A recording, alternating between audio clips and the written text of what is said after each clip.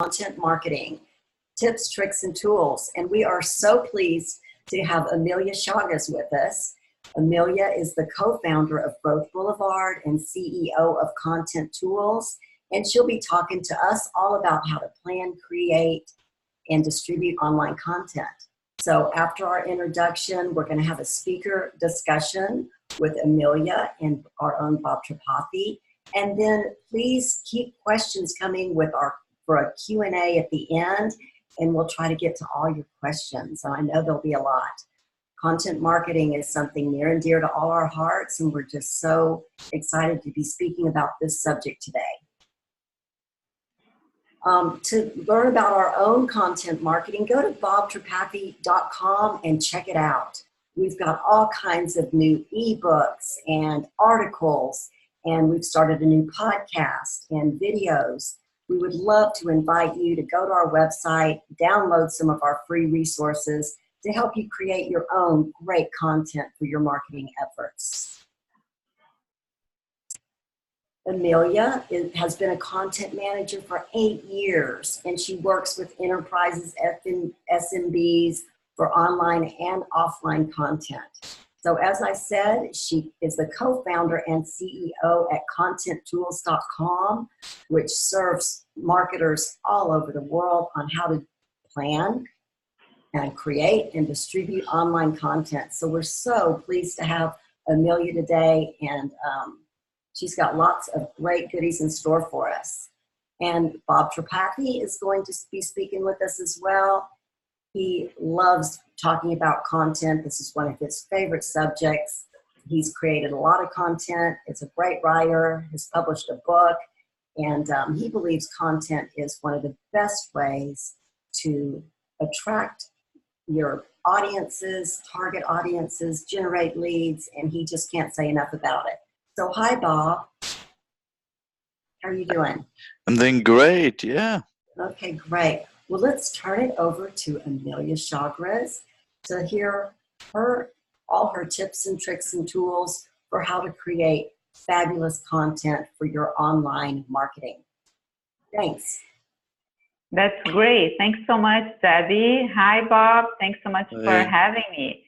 It's such a pleasure to be here with you guys. I'm just now sharing my screen. Hopefully you all can see.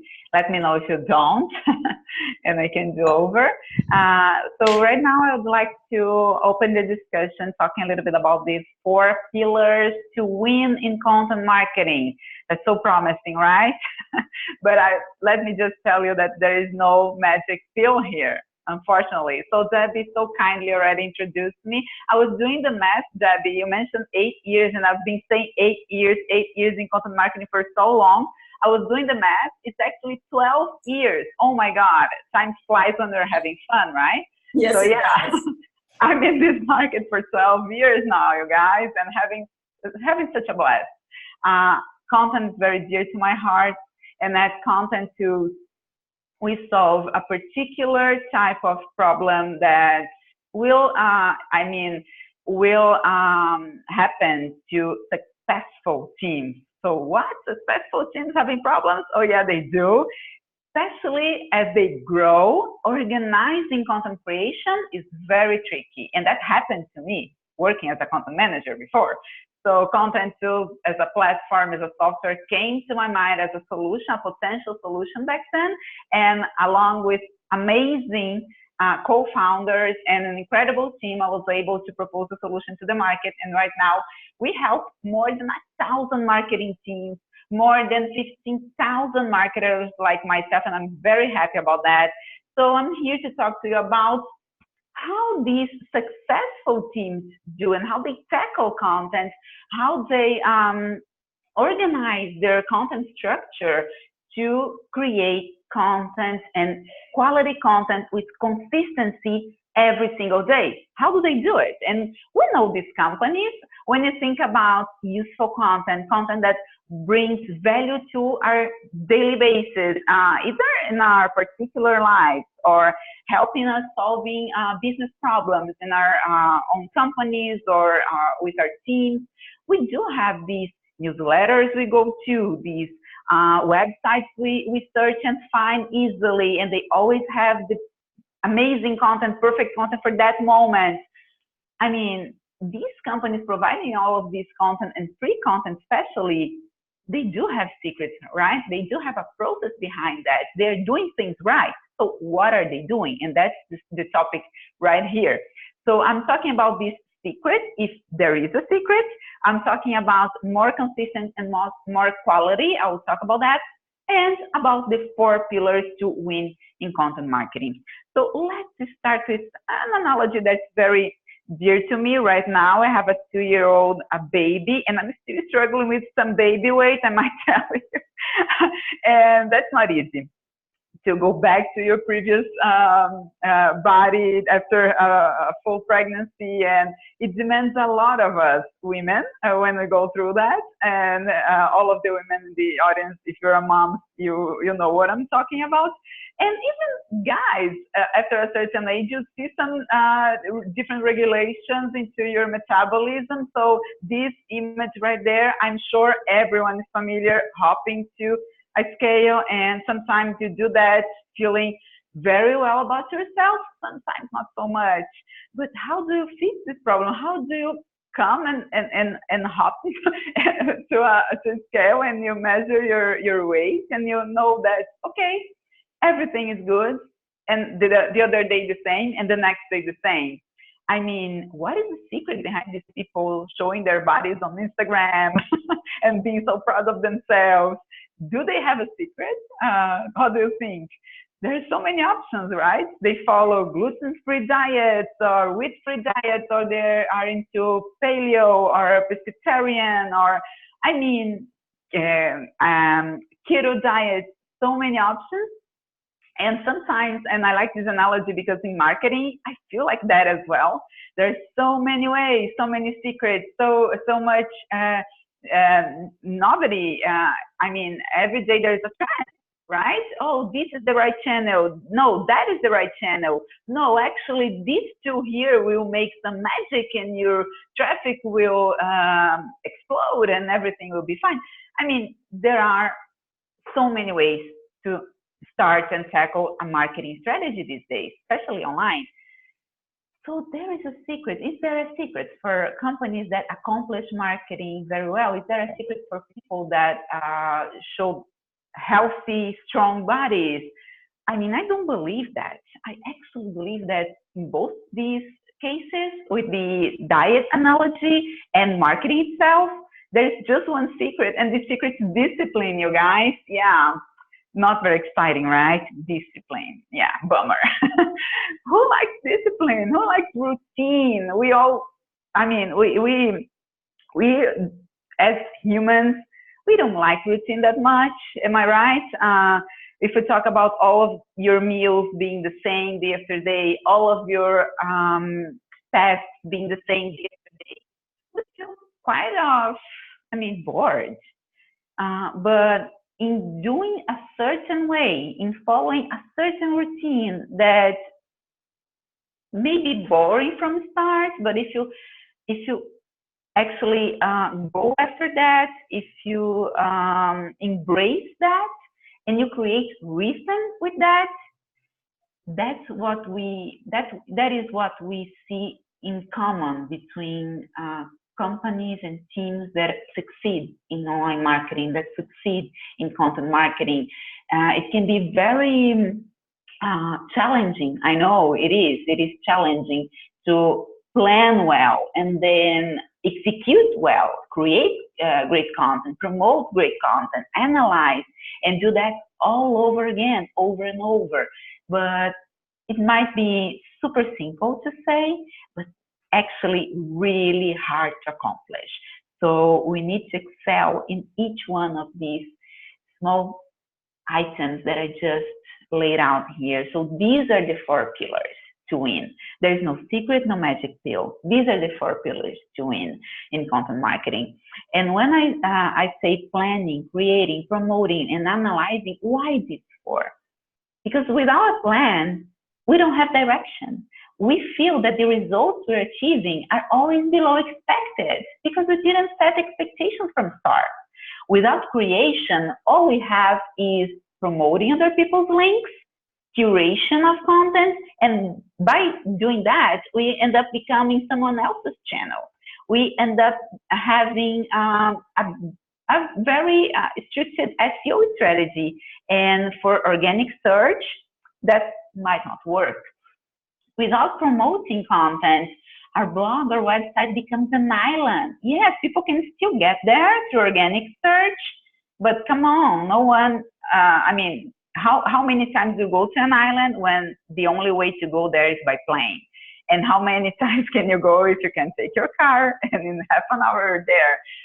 So creating bridges to your blog, creating these bridges to your blog as an island is how you actually bring more and more people in, and promoting is the way to do that. We'll talk about that.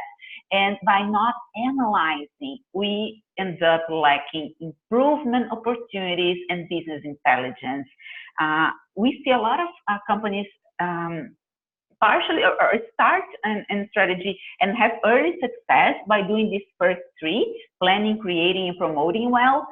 But if they don't analyze, and analyzing also becomes a bottleneck, I'll talk a little bit about that. It can become a huge bottleneck.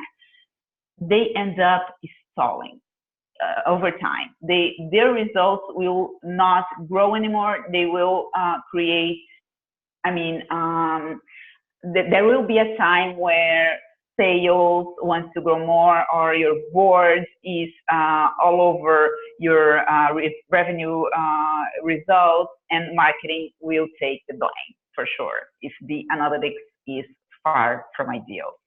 So yeah, so let's talk about the pillars to get consistent. The pillars to get consistent go through planning and promoting. Actually, to have consistency in your content, you need first to understand who we want to bring. Who do we want to bring? Content should be born, should be briefed, and should start from the needs, the questions, and the curiosities of your buyer persona. And talk about buyer persona today is like being a broken record. Everyone talks about buyer persona. And the other day I was just reading a tweet from a very seasoned early investor in Silicon Valley, and he was saying, okay, and now that everyone knows their buyer personas, everyone is more successful, right? No, not right. And he's right with his joke. I mean, sometimes we see that, okay, I will interview my customers, I'll develop my buyer persona, and that will bring me success. That's just the beginning. And that's why being satisfied by having that beautiful built persona on your as a PDF and sending out to your team, or on the wall. Sometimes we see them as really beautiful printing on walls. That's just the beginning, guys. So I would say it's super important, but it won't solve your problems if you don't deeply understand the routine your customers have, their daily lives, the problems they face, and the curiosities that can trigger relationships. That is the trigger for them to start interacting with you. Just a start. And then you have to actually provide not only those types of awareness content, super interesting content that tackles one single problem to them, you actually have to provide them with deeper and deeper and deeper content up until they are ready to make a decision or purchase your product, your solution, your services, etc. So that's a more fun representation of what we all know as the marketing funnel. And we all know now that the marketing funnel actually is not, it doesn't end when the purchase happens. We have a lot of content to provide to actual customers to make people buy more or more often, or increase their impact, the impact that they take from our products or solutions or services, and then grow with us. So content will be around the entire customer experience. So from beginning to grow and to expand, it's everywhere. And very important too in the planning session. So you start a new content strategy, or you're launching a new product, or you are rebuilding things from start because things weren't working so well. It's important to understand deeply what's going on in the heads of your potential customers. It's also super important to understand what's going on in the heads of your own team, of your board, of your C-level. Aligning marketing goals to business goals is a must. And believe me, it's super obvious when I say, right? It's not that obvious when we go on a daily basis checking how many followers we have on social media. And it's so easy to be tricked by vanity metrics. Vanity metrics are very attractive because they grow easily and they make us feel good. So these, why do you call them vanity metrics, and how to identify them? The way to identify them is how direct they are linked to the business results, to the bottom line, to the actual results that are being expected from you in marketing and in the content team. So if the results that are being expected from you is, let's give an example, to bring more opportunities to the sales team, should you really be counting the number of the open rate from people that are already customers? Should this be a KPI you follow really tightly and closely? Maybe not, maybe not. So having your KPIs straight, aligning them to your direct reports, understanding what people expect from your team, what C-level expects, what board expects from your team, and then having SMART goals, of course, OKRs, or objective and key results, numbers that can be actually reachable at a certain time is super, super important. And next, another super important point there, I know who I want to bring. I know what we want and how to get there. How do we deliver content? So planning for your channels on social media, emails, ads, partners, PR, all the possibilities, and of course, the more the merrier, but at the same time, marrying these with and joining these with the assets that you have and the budget is super important. Otherwise, you will encounter a different type of product that is, we are too broad and not that deep in any channel, and that can also present problems. So let's say right now, everyone is talking about a different social media. It used to be, I don't know if you remember, or could, it used to be that.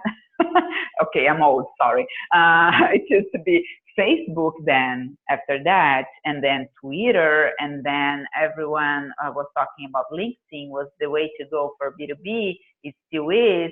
And no, email is dead. No one wants to read emails anymore. But whoops, look my results on emails, and actually people are reading and they are clicking and they are buying after that. So, I mean, there are no secrets. I said that before. What you need to do regarding channels is to actually test them. And each channel deserves at least a try, and not going with the flow, oh, now all our budget goes to Instagram ads because that's what everyone is doing, but really testing these and seeing that, do I have any conversions from this channel? Is it worth it? Here on Contentools, we use a software to test and to go through all of these hypotheses on a weekly basis with our growth team, and that tool is North Star. And we go on North Star and we actually rate the impact, the confidence, and the easiness of each test, so we can prioritize and see, okay, it can be impactful. I truly believe, I'm confident that it is, but it's so difficult, or we don't have the budget.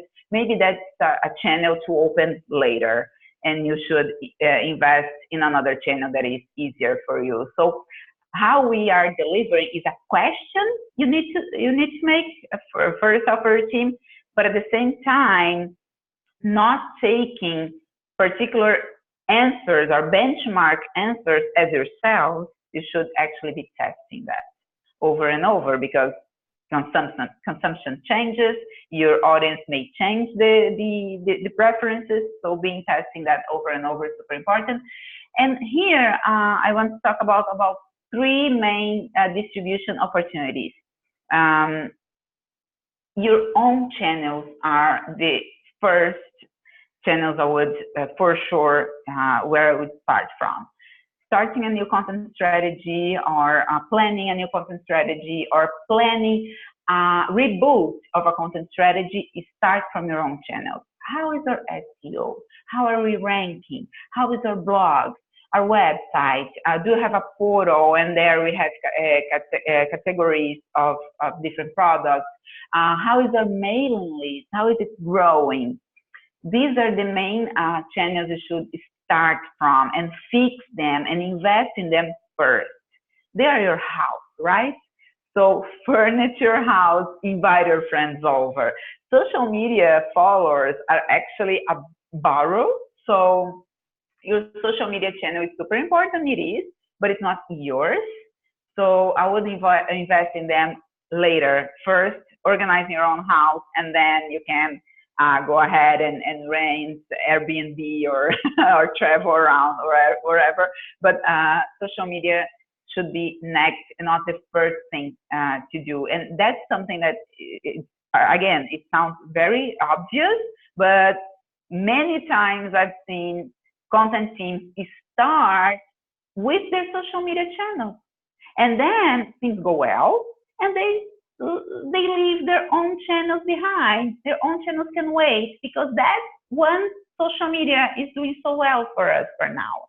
It's taking people straight to the landing page. It's taking people straight to purchase, straight to their carts, and that's going well. But one day, that social media may or may not change their algorithms, their rankings, all of their structure to get the same amount of views or the same audience, etc., and that has happened, and it will happen again. That's one certainty. And when these types of changes happen, these changes are not in our control. It's borrowed. It's under someone else's control. So when these changes happen, they can actually break a whole strategy, and you don't want that. I don't want that for you. So start with your own channels, invest in them, and then use social media as a channel for you, and not as your main place for your content, okay? Again, another distribution opportunity besides your own channels is paid media. So pay-per-click ads, display networks, they are a great way to start and a great way to go faster. You don't want, in paid channels, you don't want to be investing more to obtain the same results. And how do I do that? I actually have to do a lot. So having someone in your team focusing on this channel, having a partner focusing on this channel is super important. Someone that will start their morning cup of coffee in front of the dashboard, planning for keywords, planning for copy, and doing that over and over again, and always tweaking, super important. But it is important too to have a plan to go organic more, especially with content. Okay, this is paid channels, this is bringing this amount. How are we bringing this to organic? Okay, so and a way to do that organically, you don't have to stop with paid channels, you just have to keep changing your paid channels investment to paid channels strategy in order to not be beating against yourself over and over. And that has happened. Okay, I've seen that over and over again, budgets becoming larger and larger, keywords becoming more and more expensive, and marketing results going down instead of going up. So to avoid that for yourself and for your company, always be planning out a skip routes for paid channels. Keep investing, of course, but not on the same assets, not on the same keywords all the time. And about borrow channels. Borrow channels are a super helpful, great way even to start, okay? If you have partners, companies like yours that provide similar products or not, of course, not the competition, but complementary products or services to your own that target similar audiences that already have a vast mailing list, that can be your partners for content, that can share your content that you provide and you share theirs, so guest posting, running co-marketing strategies or tactics for ebooks, webinars like this one, and other types infographics. So you can create certain types of content and offer them to a partner and have the same being done to you. PR as well is an interesting borrowed channel for content. You can create free content, free tools, and distribute press releases and also partner with a PR firm to talk about and to pitch your company, your news to their own editors and reporters and collaborators. There are specific agencies that work only with that, only with influencers, only with PR, and these channels have such a potential to organically boost the access to your content and increase your own website, your own blog, your own landing pages, increase their number of visitors, your authority online can increase with that. You can always imagine and when listing partners and trying to prioritize who should I reach out first, reach out to the ones with, first, of course, the best fit, ones that already target the same audience as yourself. And second, prioritize the largest audiences. So partners that have the largest mailing list, the largest number of viewers and page viewers. That's super important because the search engines are looking to them already. And if they create a link to your website or through your content, you can borrow also their own reputation. So that's a win-win. They get more content, always a win, and you get, and especially if it's quality content, I believe you're creating, of course, quality content that is useful to your audience, content that is helpful to them. So they get content, you get the link, you get the distribution that you need. Of course, by doing that, tackling all of these distribution opportunities that I've listed, you will need to organize everything under content calendar.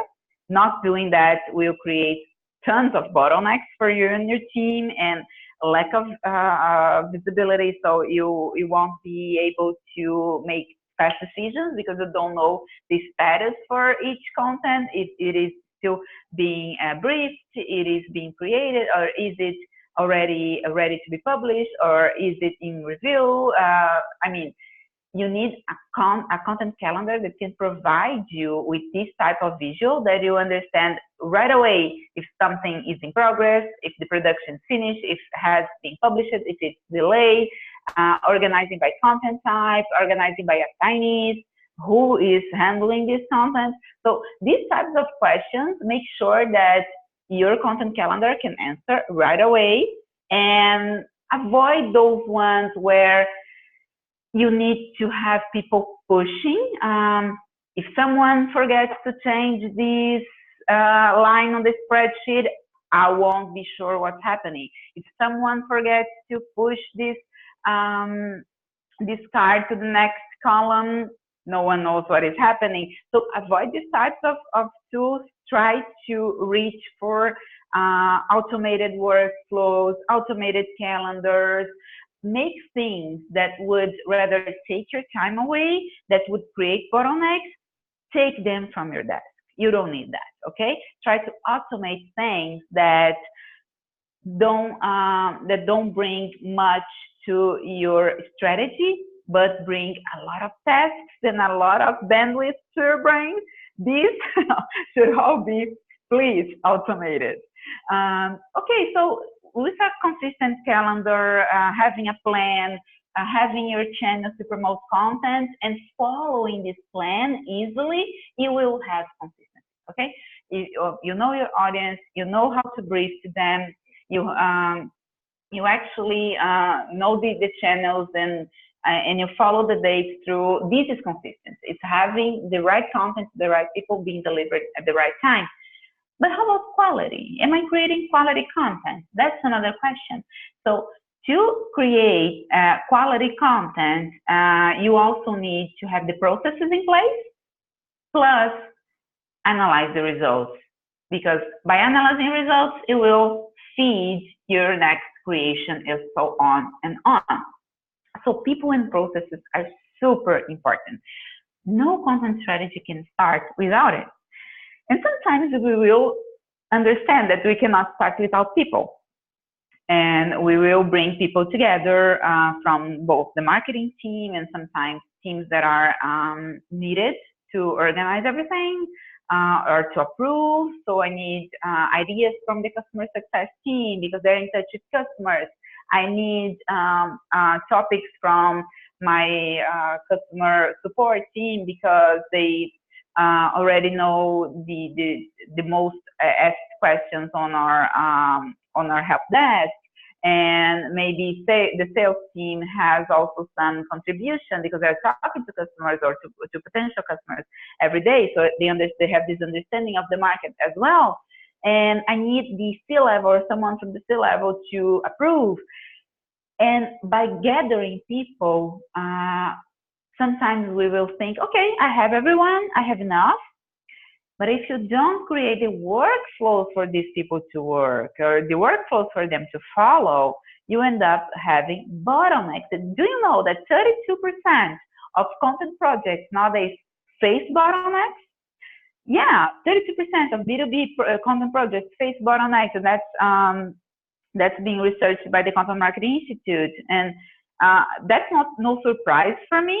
We talk to content managers every day. We understand that. And one way, having bottlenecks is a situation you will probably face in your content life, but you can handle that by creating the workflow, by automating the workflows and creating the communication flows as well for these people to maybe having and delivering content to someone that only needs to approve, delivering in a channel that they use the most. Why not email if they're always checking their email? Or maybe not. Maybe emails are overflowing for them and they won't check, but you can create some triggers on Slack and share an alert with them when content's ready for them, etc., etc. So there are so many ways. You have to be creative, because most of the time, the content team will have a few folks, actually 100% of the time, handling content, and a lot of folks doing content part-time.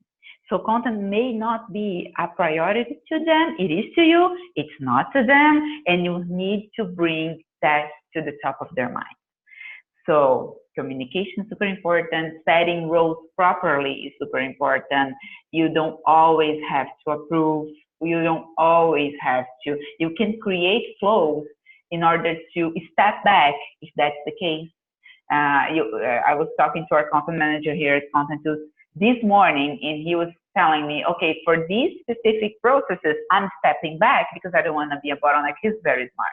So he's not a bottleneck anymore, and he created the particular briefing structure that will allow him to do that. So you need to be really smart to not become a bottleneck and to overcome potential bottlenecks by structuring communication, structuring workflows. So here we have the main roles for that we often find in content teams. I wanted to bring that up to you. It seems very, I mean, it may be similar to yours. And one thing that I would like also to mention is that you will not every time have 5 people like this. Sometimes you have more people sharing one single row, so you have a more numerous team. And some other times you have a tighter team, only like 3 people, and you do have people having multiple hats for themselves. It's one person and multiple roles. That also happens, but it's important for you to understand that these roles are there. Maybe someone is a particular person is representing 2 roles. Maybe you have 5 people into one row, and another one with 2 roles. I mean, the structure for the team that varies so much. I mean, with different teams. So you often have someone approving, planning, someone taking the role of a CMO, of a VP of marketing, someone actually creating content as a writer, also researching, also sharing new ideas, someone as a content manager aligning all of the pieces together, making sure they're actually talking to the persona, optimizing, reviewing, proofreading, someone as a web designer, handling the visual, finishing the layout for graphs, landing pages, and videos, and someone delivering this content, being as a growth hacker responsible for SEO, someone tech savvy, delivering the right content to the right people on the right time, on the right channel. So these are the... Thank you so much, Emilia. This was great. So let me start with my presentation. Okay. Okay, I was mentioning so to much Bob about it. Yeah, no worries. yes, So I'll yes. just gonna get started. And Amelia, just in the interest of time, I should get some talking part time too, right? So thank you so much for that. Yeah, so I think what we should do is, what Amelia talk about, what I wanna do is essentially build on that, and essentially what we need to do is how do you take it from all the processes, the pillars that she talked about, and go beyond that. And if you look at the whole digital marketing or B2B infrastructure, what we have is, content cannot live in a vacuum. There is this whole mad rush about creating content, and essentially, like, where do you start, right? So you got to look at a flow, like what is your flow in terms of continuum. So the classic starting point is what we look at: the tactics, then all the lead nurturing and lead generation program, and then sales and marketing alignment. So your content sits somewhere when you're generating a lead, and then you're nurturing them, and also in the sales side of things.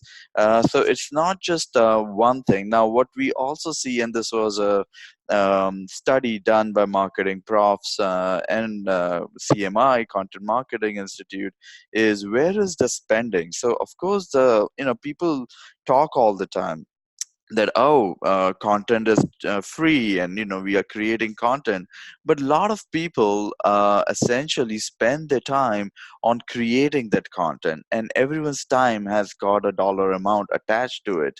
And when you look at that, there is a lot of um, uh, time involved in it, and what that means is essentially no content is free. So even if you have 3 people internally creating content, you are going to spend the time to create that content. So there is a lot of things around that, and people think it's free, so let's do more of it, but it's not free.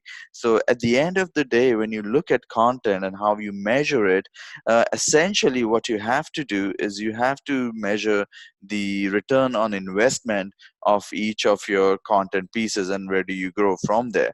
Now, people think of different sizes of the company. Where you are, is you're a really small company, or you're 10 to 99, or 100 to 900 and 1,000 employees. The type of money that you're going to spend on content marketing would be very different.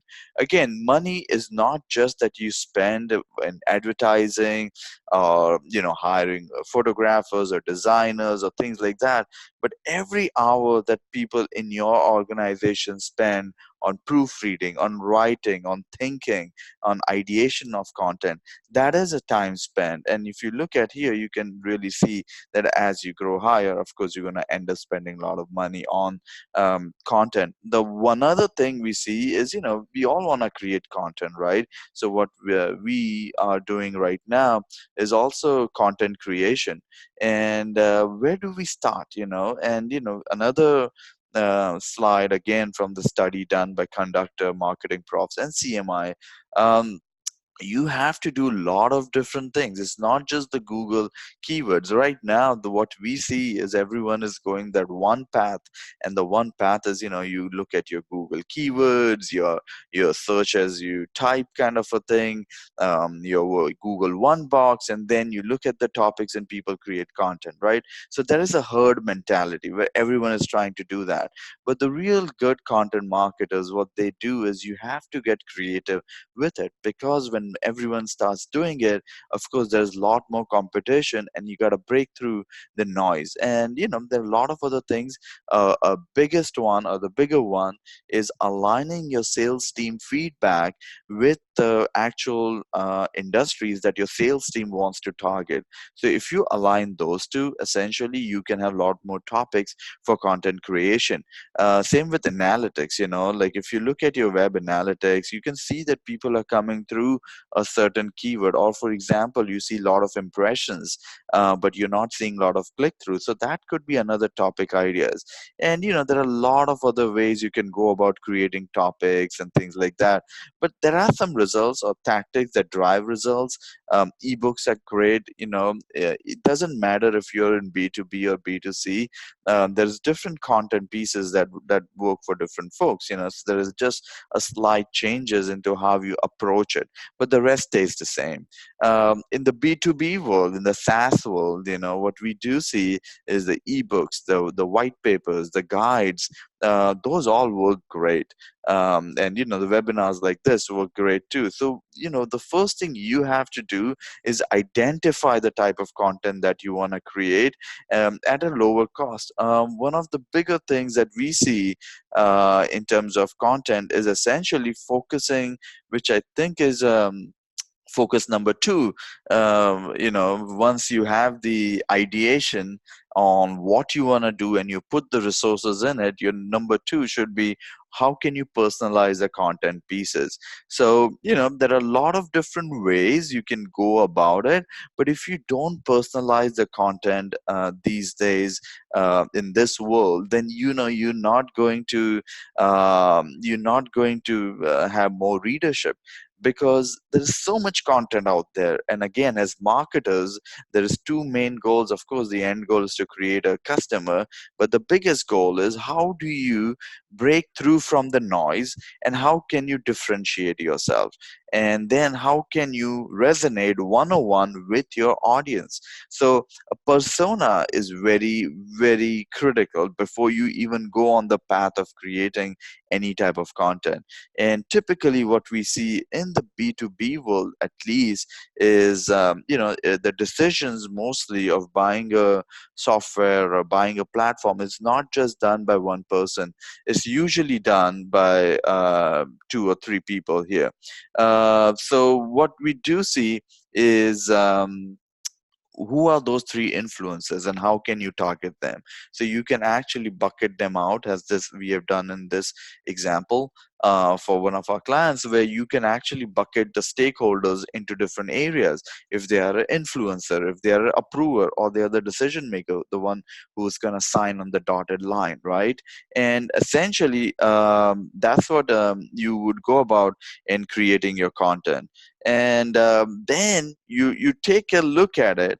For example, that which content resonates well with which target persona. So for example, we don't expect a high level VP of marketing or head of digital marketing to sit on this webinar for an hour while it's going live, for example, and listen to it.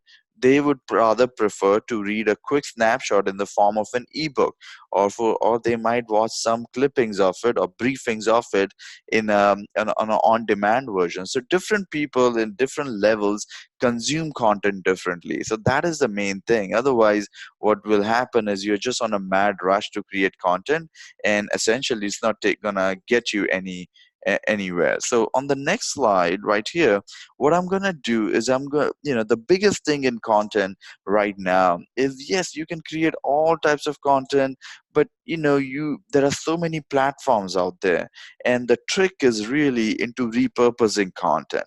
It's not about creating new content, because there's so many platforms. You have social, you have your blogs, you have your podcasts, all of those stuff. So you cannot create new unique content for each of those platforms. So the trick of the trade here is essentially to repurpose content. And when you think about repurposing content, that's your objective, then the way you go about ideating that content would be very different.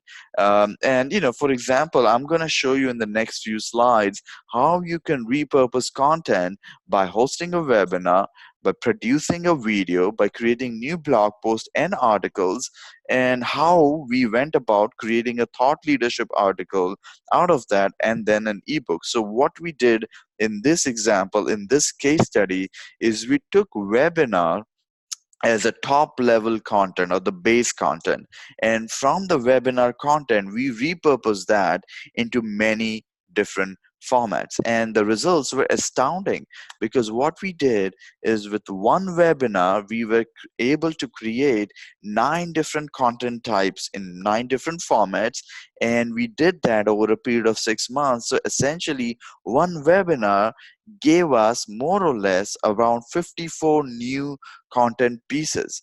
Okay, so now you do the math. If you do one webinar or one ebook each month or 2 months, how much content pieces you will have, let's say at the end of the 12 months, so what I'm going to do now is I'm going to show you. This is a live case study.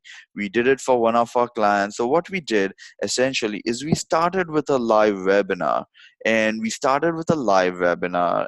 from that webinar we actually created an ebook. So the classic Ogilvy, I believe, right, who said it, that the medium is the message. So whatever that medium is, whether it be a social, or whether be it an ebook, or whether be it your white paper or an industry insights paper, you have to modify the message to match that medium, and that is the name of the game here. So what we did is we took a webinar at the very top level. I believe we did that last year somewhere around June, when we had the live webinar for our client. And then after that, the first thing we did is, because our speakers, who presented on that live webinar, created an awesome content, we didn't want it to go to waste. So we created an ebook out of that. But we just didn't create the ebook verbatim, right? What we did is we essentially added a lot more stuff to it. And then we created video, blog posts, things like that. So I'll go deeper into each one now. The very first thing you do is you create a content calendar. The reason you do a content calendar is essentially it keeps you in focus, right? And when you create a calendar, what it does is, it not just keeps you in focus, but it keeps all your team members aligned. The world we live in right now, where we're almost flat in a way, we see that we all have distributed teams. And even if we don't have distributed teams, we do see that there is people working from home, and all kinds of situations, right? So a calendar helps everyone stay in focus, right? And that is the beauty of a content calendar. And this is one example of a content calendar that we do to keep ourselves in focus. But you can try many different ways. But what you want to do is you create your content, like one piece of content, and then you distribute out to the next month or the next 3 months or what have you. And that's how you go about it. Okay. And essentially, what we did is, first thing we did is we created a webinar.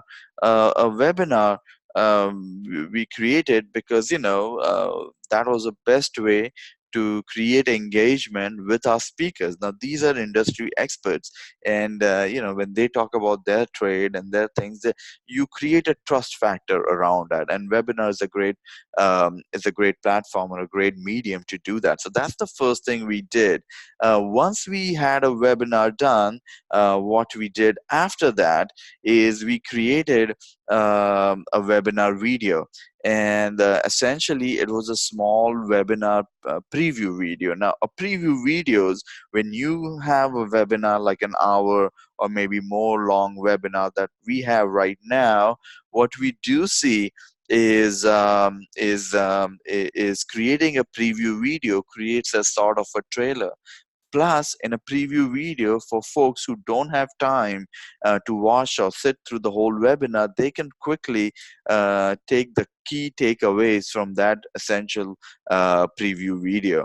And that's what we did, is we created a preview video out of that main webinar. So that was, again, another piece of content, because then we were able to share it on social sites and LinkedIn and all those kind of things.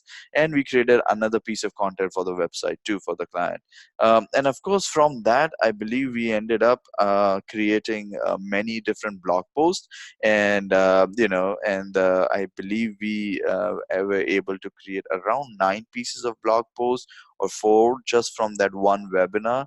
And of course, what you do with a blog post is, the way you're gonna write a blog post is kind of different than how you would present on a webinar. So then, what you have to do is, you want to add some more stuff to it, and make it very palatable to that medium, which is blogging in this example. Um, After that, what we also did is we created a beautiful ebook, with the help of graphics.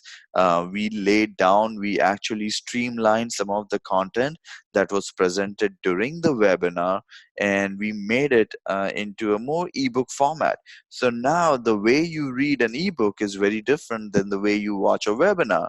So what we did actually is, we created an ebook with a lot of bullet points, with a lot of eye-catching graphics, graphics with a statement, and that is called functional design, and that's what we actually ended up doing. There was also call to action. There was also new research data that we brought in that ebook, because now this ebook was targeted at a different audience persona. As I mentioned earlier, a webinar, we see that people who are specialists, or people in the trenches, if you will, they end up sitting through a webinar and watching the whole thing. But somebody at an approval stage, at a high C levels stage, or even at a higher VP level stage, they like that ebook quick glance through it. So then you want to create your statements, your bullet points, things like that. So we did a lot of modifications to that content, but we created a beautiful ebook. After out of the ebook, we also ended up creating a white paper, because it's a B2B client that we're working with. We created a white paper. Now, white paper looked very different, or sounded very different than what an ebook did, because obviously that's what a white paper is. I think we ended up calling it an industry insights paper, but essentially that's what it is. So again, we modified the content to make it work differently.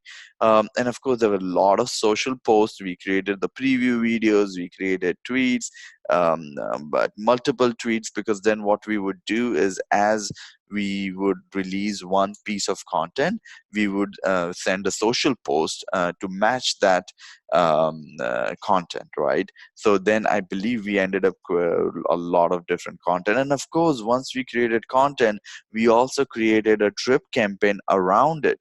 So we started creating engaging emails, and of course, in the drip campaigns that we created. So it was a very concerted effort. on how you can take your content and actually repurpose it in many different formats. And that's it for me. Sorry, I just browsed, flew through this. Yeah, that's all I have. And in terms of repurposing content. So yeah, thank you. Wow, lots of great ideas from both Emilia and Bob. Thank you both so much. Two professionals in the industry. We do have a couple of questions that have come across. And one is, this is for Emilia. How far in advance do you plan your content calendar, and where do you look for those inspirational new ideas for content topics? Yeah, that's a great question. So for the calendar, for as far as you can, some companies will start with 2 weeks, if that's possible. Some others will start with a month. And we do have customers that plan a year ahead. So it really depends on the maturity of your content strategy. And what I can say is do for as long as you can. So we only can foresee the next week, do it. Just don't not do it for not seeing too far. That's one mistake, okay? So if you can see the next week, do a 2 weeks calendar, no problem. But remember that next week you get a week after that one, and so on and so on. Up until the moment when you're more robust, your strategy is more sedimented, and now you can plan for a month, plan for a quarter. Okay, great. Thank you. And for the content ideas, the main, I would say, to start, the main ideas come from your customers when you interview them for the content marketing personas. That's the main source. A second source would be your customer success, the customer services team. Oh, perfect. Okay. Yeah, and just to add on to that, sometimes you don't have that customer data. And when you don't have that customer data, there are many different ways to go about it. One of the ways is sometimes, customers can also lead you on a different path because they're going to tell you nice things about you, right? Because they are your customers. That is the reason they became your clients, or that there was a reason they became your purchasers, whatever industry you are in. But a lot of times what I have also seen is, you ask the deals that you didn't win. There are you go out and you were talking to people and you didn't win those deals. And those are great resources too. And there is no shame in asking people why they didn't pick you and why they picked somebody else. It's just business at the end of the day. And that is also a great source for creating new content ideas. Sorry, I had to jump in. And the sales team as well. Just remember that, and I tagged over there because the sales team knows what the prospects are asking them, and they want to expand on pitch, but they don't want to do it. They don't want to be too talkative. They want to listen more. So having content, providing these sales collaterals are also super important. Okay, thank you. I've got another question here. It says, our team does a good job of creating content, but promoting it and putting it out there is more difficult. What are some good channels or resources that you go to promote your content? I would include that in a question for my customers. So you have to select your top 10 customers and go to them and try to understand where they go on a daily basis, what channels do they use. And once you go to these channels and create your own pages or create a strategy for these channels that your customers already use. Sometimes they will say search a newsletter for a potential partner. Sometimes they will say it is another blog, and you can sometimes partner with these blogs. They already are watching, they already are reading from.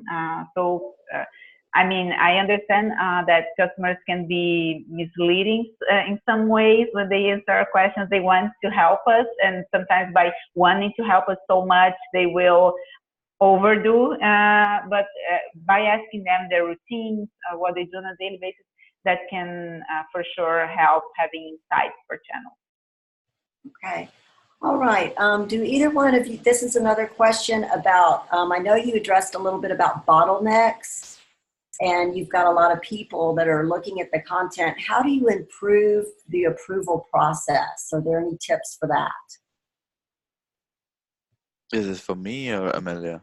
Yeah, Bob, do you have any advice on how to improve that approval process to push your content out there? Yeah, so I think with approval process, we all work great when we have deadlines. So it's just the human nature. What I've learned over the years is not that people don't want to do things and they become the bottleneck, but essentially that's not the priority, right? So if you are the content creator, your job is to communicate clearly the time it's gonna hit the market, or you would like to hit the market. So so for example, so then you reverse engineer that, and if you want to release a content, say next month, right? And if you want to release a content next month, that means you got to do QA, you got to have it designed, you got to have it packaged, you got to proofread it. So you have to explain people all that it takes to release that content, and then you give them deadline. So now what you're doing with steering the conversation is essentially you're making people responsible, but also morally responsible, because if they fall through, the other person, it will have a domino effect, right?